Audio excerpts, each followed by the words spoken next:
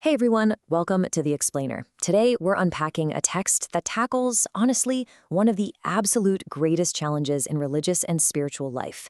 And that is, how in the world do you balance a boundless, infinite spiritual connection with a really strict, rule-based religious practice? I mean, think about it. On one hand, you've got this wild, untamed experience of inner revelation. On the other, you have the rigid, highly structured world of halakha, Jewish law. On the surface, it seems like these two forces should just completely repel each other. But as we're going to uncover together, the source material we're looking at today offers this absolutely brilliant framework where these two extremes don't just tolerate each other, they actually depend on one another. Okay, let's dive into this, because this right here is the core question driving everything we're looking at today. Can mysticism and strict law actually coexist? Just think about the sheer nature of these two concepts for a second. Mysticism, literally by definition, is all about dissolving boundaries, right? It's that feeling of total oneness, dropping the ego, this overwhelming sense that everything in the universe is deeply connected and overflowing with divine light. But strict law, halakha, is the exact opposite. It is entirely about enforcing boundaries. It tells you exactly what to do, what not to do, when to do it, and exactly how to do it, down to the smallest physical detail. So, if your soul is out there experiencing boundless, infinite unity, why would you care about strict physical rules? How can these two completely contradictory worlds possibly live inside one person's spiritual life? Section 1. Two Orders of Divinity, a Framework for Reality. Now, what's really interesting about this is how the source text introduces this profound theological framework to solve our paradox. It actually breaks down our experience of the divine into two distinct levels. First, we have what's called first-order divinity. Think of this as pure, infinite light. This is the divine in its ultimate, transcendent state, completely beyond all worlds, totally beyond our comprehension, and way beyond any physical limits. But then we have second-order divinity. This is the state where the divine deliberately, intentionally limits itself. The source uses this fascinating, almost physical concept here, describing it as congealed, kind of like how water turns into ice. It's the exact same substance, but it's taken on a rigid, limited form. This second-order divinity is what is clothed and concealed within our physical world. It's the divine light interacting with the physical universe in a way that, well, doesn't completely overwhelm it. Let's actually zero in on that incredible metaphor from the source text for a moment, the idea of clothing. The physical world, the trees, the ground, our bodies, the physical actions we take, they all act as garments. Think of it like trying to look directly at the blazing sun versus putting on some really strong sunglasses. The layers don't destroy the sun, obviously. They just make it so you don't burn your eyes right out of your head. If you were to stare directly at a blinding, infinite light, it would completely overwhelm you. You wouldn't be able to interact with it at all. But if that light puts on layers of clothing, it's suddenly muffled. It's contained. It becomes concealed, sure, but crucially, and this is the big takeaway, it becomes accessible. The infinite makes itself available to us precisely by hiding itself in this limited second-order state. Section 2. Filling and Surrounding, the Kabbalistic Language. So moving into the specific, classical language used by Kabbalah and Hasidism, the first term we hit is memele kol almin. This translates to the light that fills all worlds.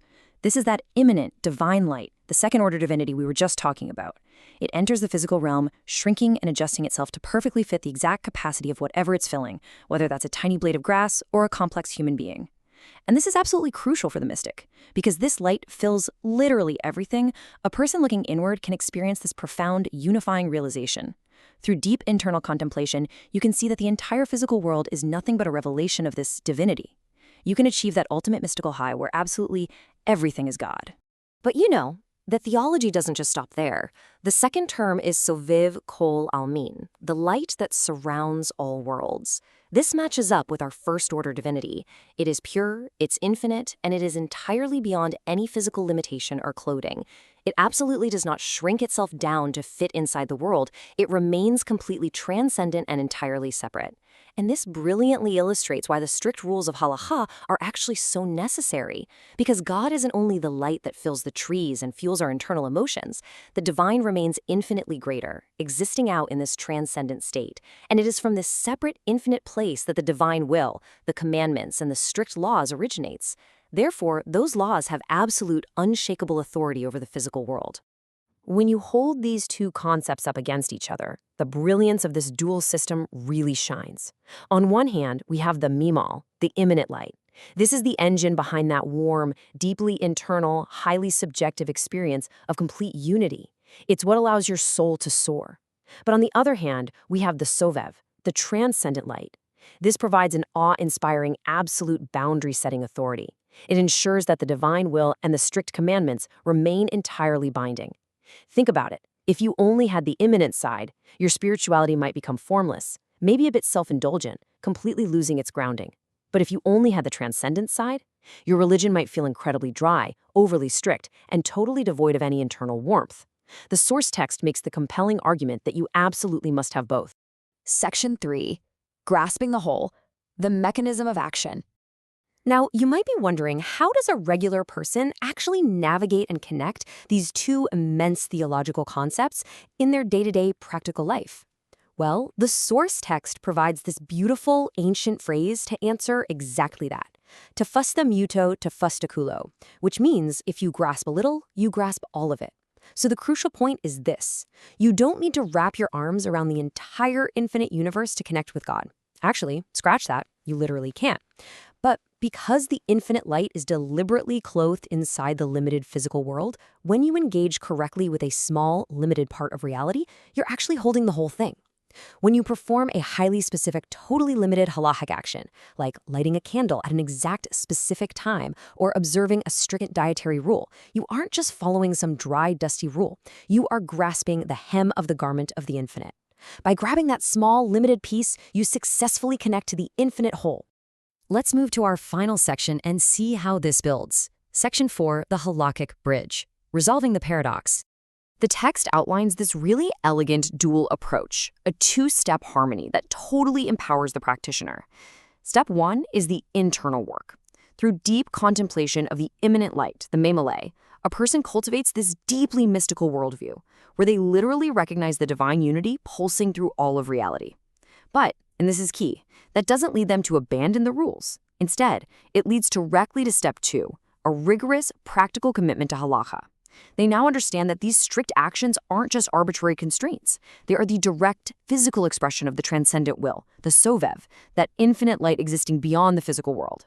The inner warmth fuels the strict outer action, and the outer action grounds the inner warmth. Ultimately, the Jewish mystical theology presented in our source text offers an incredibly elegant solution to our opening paradox. It's the perfect key to experiencing profound, boundless, even radical spirituality without ever breaking the traditional rules. It embraces the paradox instead of running away from it. It allows you to look inward and see God in absolutely everything, while simultaneously looking upward and submitting to a divine will that is completely beyond you. And I want to leave you with this thought as we wrap up today. How does holding both boundless unity and strict boundaries simultaneously transform your own learning, your own discipline, and your own spiritual practice? Because when you stop seeing rules as the enemy of freedom and start seeing them as the literal garments of the infinite, everything changes. Thank you so much for exploring this profound text with me today. Keep asking questions, keep learning, and I'll catch you on the next explainer.